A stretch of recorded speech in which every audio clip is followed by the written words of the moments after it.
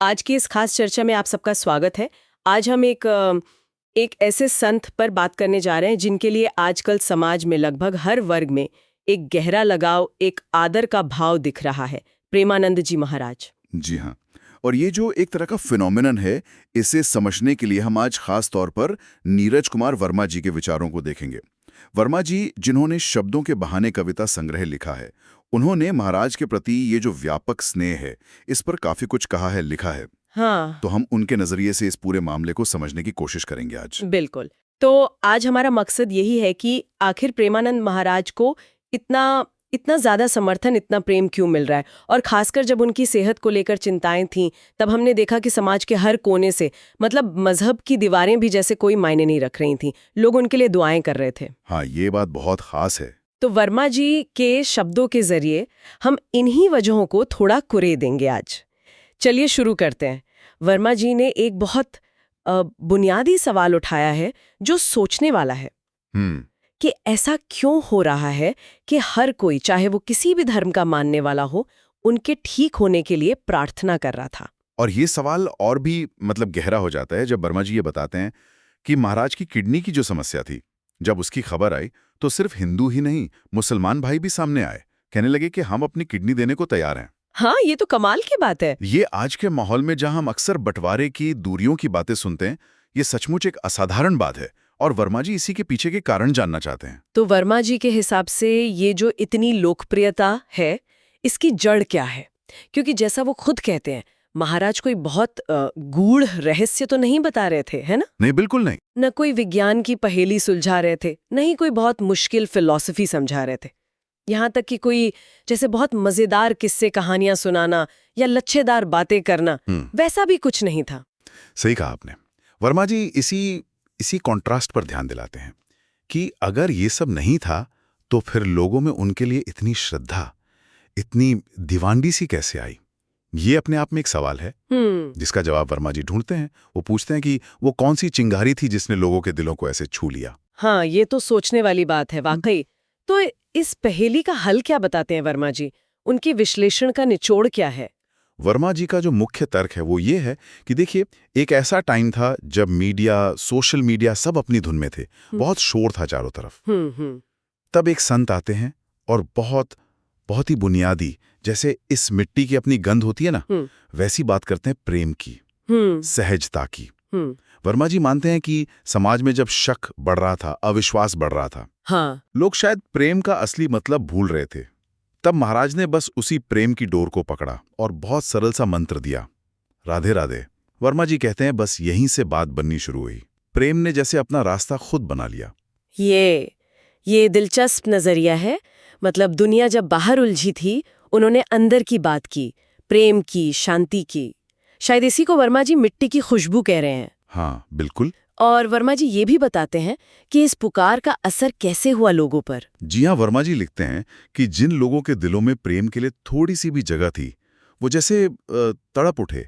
जिनके दिल की जमीन उपजाऊ थी, वर्मा जी एक बहुत खूबसूरत शब्द इस्तेमाल करते हैं, जरखेज। जरखेज, हाँ। वो लोग जैसे बोल उठे, उनकी रूह जाग गई। ऐसा लगा मानो लोग इसी सीधी सादी बात के लिए प्यासे बैठे थे। और वर्मा जी के हिसाब से महाराज ने इस प्रेम के विचार को कोई मुश्किल चीज नहीं बनाया। बिल्कुल नहीं, बिल्कुल नहीं। वर्मा जी इस पर बहुत जोर देते हैं कि महाराज ने प्रेम के दर्शन को बहुत आसान कर दिया। उन्होंने इसे कोई भारी भरकम एकेडमिक थियोरी या फिलॉसफी की तरह नहीं पेश किया कि भाई दिमाग लगाओ, समझो। नहीं, उन्होंने इसे बहुत सीधी, सरल, रोज की जिंदगी में अपनाने लायक चीज बना दिया। जैसे ये कोई ज्ञान नहीं, बल्कि जीने का तरीका हो। और उनका सलाह देने का तरीका भी शायद इसी सादगी को दिखाता है। हाँ। वर्मा जी ने इसका जिक्र किया है। हाँ, बहुत साफ तौर पे वर्मा जी बताते हैं कि महाराज का तरीका बहुत सीधा था। कोई भी उनके पास जाता, कोई भी दिक्कत लेके, चाहे वो किसी पे शक कर रहा हो, किसी से गुस्सा हो, किसी की बुराई करने की सोच रहा हो, या किसी को सबक सिखाने की बात कर रहा हो, महाराज का जवाब लगभग एक ही होता था, जाओ और पहले खुद को सुधारो। खुद को सुधारो। हाँ, खुद को सुधारो। अपने अंदर प्रेम पैदा करो, खुद में प्रेम पैदा करो। अपनी जुबान पर मिठास लाओ, राधे राधे बोलो, और उसका विर्द करो। वर्मा जी ये शब्द इस्तेमाल करते हैं, विर्द, मतलब लगातार जाप करो। अच्छा, ये जैसे एक यूनिवर्सल दवा थी हर मर्ज के लिए। ये तो वाकई उस समय के माहौल से बिल्कुल अलग था। जैसा वर्मा जी बताते हैं, वो कहते हैं कि उस वक्त समाज में गुस्सा, नफरत, अलगाव, एक तरह की चिड़चिड़ाहट बहुत महसूस हो रही थी। हाँ बिल्कुल। जब हर तरफ लोग जैसे बदला लेने, नफरत फैलाने, दूसरों को नीचा दिखाने की बातें कर रहे थे। और वर्मा जी कहते हैं ठीक इसी नेगेटिव माहौल के बीच से महाराज ने मुस्कुराते हुए एकदम उल्टी बातें कहनी शुरू की। उन्होंने कहा, प्रेम करो, गुस्सा छोड़ो, प्रेम करो, संयम बरतो, उतावले मत बनो, सहनशीलता लाओ, दूसरों को माफ करना सीखो, संवेदना रखो, दूसरों का दर्द समझो, त्याग और समर्पण को चुनो, सिर्फ अपने लिए मत जियो, और सबसे जरूरी, सादा रहो, सुखी रहो।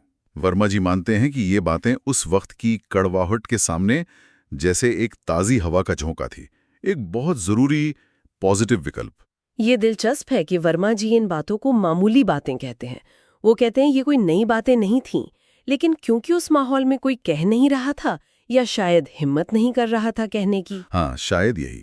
इसलिए जिसने भी इन्हें कहा वो सीधा लोगों के दिलों में उतर गया। हाँ, और वर्मा जी इस असर को समझाने के लिए बहुत बहुत काव्यात्मक भाषा का इस्तेमाल करते हैं। वो कवि हैं तो वो झलकता है। हाँ हाँ। वो लिखते हैं कि महाराज ने जैसे लोगों के दिल के फफोलों को, यानी दिल पे जो छाले पड़ गए थे, उन्हें मोहब्बत के मरहम से भर दिया। वाह। उन्होंने लोगों के जहन में नफरत के तेजाब से उपजे जख्मों को मानो ठंडे दूध से धोकर साफ कर दिया।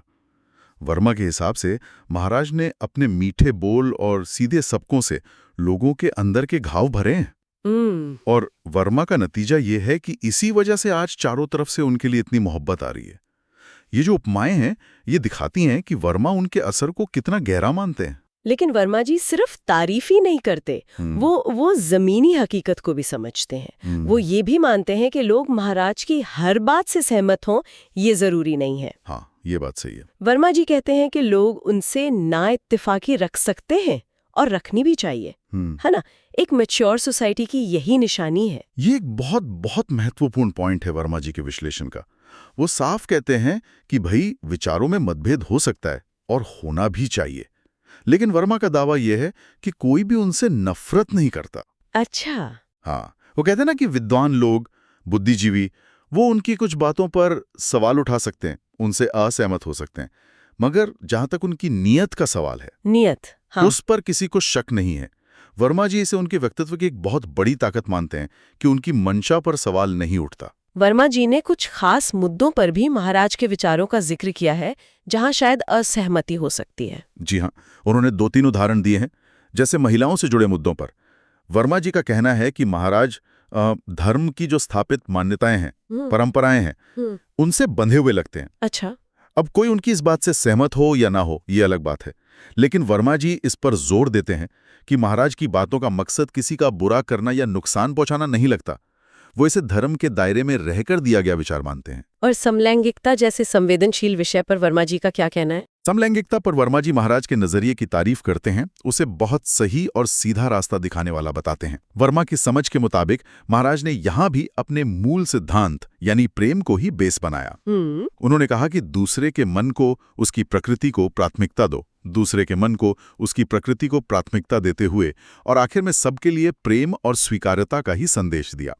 वर्मा इसे फिर से उनके प्रेम के सेंट्रल आइडिया से जोड़ते हैं। तो इन सब बातों को देखें तो वर्मा जी का महाराज के बारे में ओवरऑल असेसमेंट क्या है? मतलब कुल मिला के वो क्या सोचते हैं?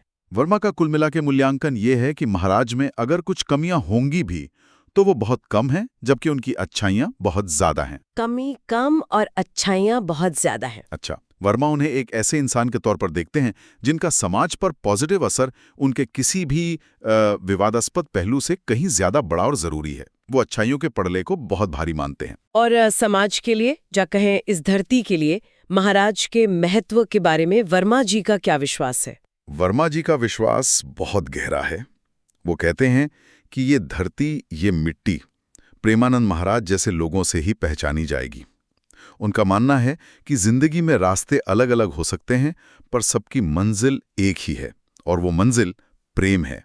मंजिल वही है मोहब्बत। मंजिल वही है मोहब्बत। हाँ, ये एक बहुत ही इंक्लूसिव और उम्मीद जगाने वाला विचार है कि आखिर में सब रास्ते प्रेम की तरफ ही जाते हैं, चाहे आप किसी भी ट्रेडिशन से हों। और इसी से जुड़ा वर्मा का वो सिद्धांत भी है कि जिसमें सच में सच्चे दिल से प्रेम होगा वो यकीनन सबका प्रेम पाएगा, जिसमें वास्तव में प्रेम होगा वह सबका प्रेम अर्जित करेगा।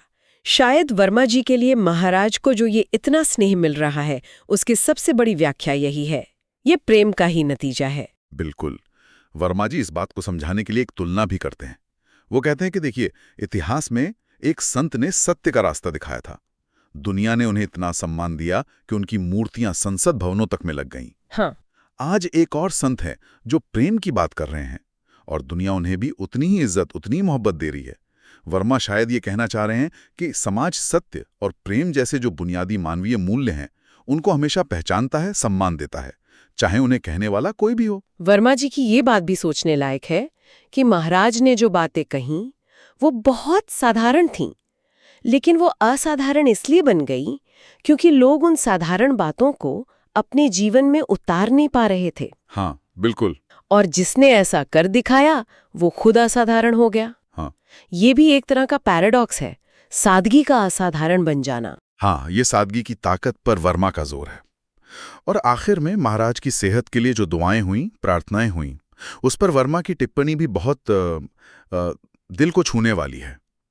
वो कहते हैं कि महाराज का प्रेम, उनके दिल की सच्चाई और उनका वो निश्चल व्यवहार, प्रेम, हृदय की सच्चाई, निश्चल व्यवहार, यही वो चीजें हैं जो उन्हें हमेशा हम सबके बीच एक आदर्श की तरह रखेंगी। यहाँ वर्मा उनके पर्सनल गुणों और उनकी जो ऑथेंटिसिटी है उस पर बल देते हैं। तो वर्मा जी का अंतिम निष्कर्ष क्या है इस पूरी चर्चा का? वर्मा का निष्कर्ष बहुत आशावादी है, आगे देखने वाला है। उनका मानना है कि समाज को महाराज जैसे लोगों की अभी बहुत जरूरत है और उन्हें ये यकीन है कि महाराज की सीधी, सच्ची और सादी बातें वो आगे भी हमें रास्ता दिखाने का काम करती रहेंगी।